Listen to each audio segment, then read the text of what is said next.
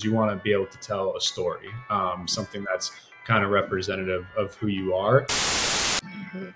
When you were applying, did you feel like you had like a lot of different diversity in your application when it came to having a very long CV, or did you feel like you focused more on like a few specific things that were really interesting to you and like something you were very passionate about and went that route? Or how would you recommend for other students to prepare for that type of match application? Yeah, yeah, it's a great question. And having just recently completed this same ERAS application for fellowship now, I Mhm. think for both cases, what remains true is you want to be able to tell a story, something that's kind of representative of who you are.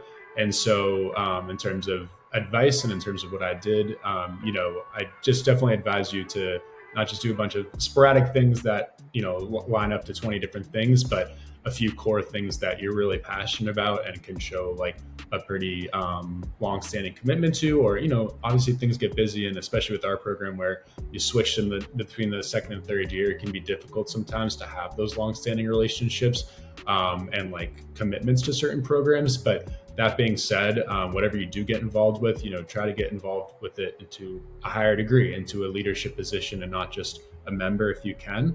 But at the same time, they can see if you've spread yourself too thin and everything's been superficial. So for me personally, I was most involved with the outreach opportunities at Ochsner in New Orleans, and was part of OMSA as the outreach officer my third and fourth year. And so that was a lot of fun to coordinate the different or different projects, I should say, that were taking place in New Orleans. And Habitat for Humanity was definitely my favorite amongst those. Wow. And then I was also part of a more national nonprofit called Medicine in Motion that was focused on mitigating physician burnout amongst providers, as well as increasing philanthropy and community activity as well.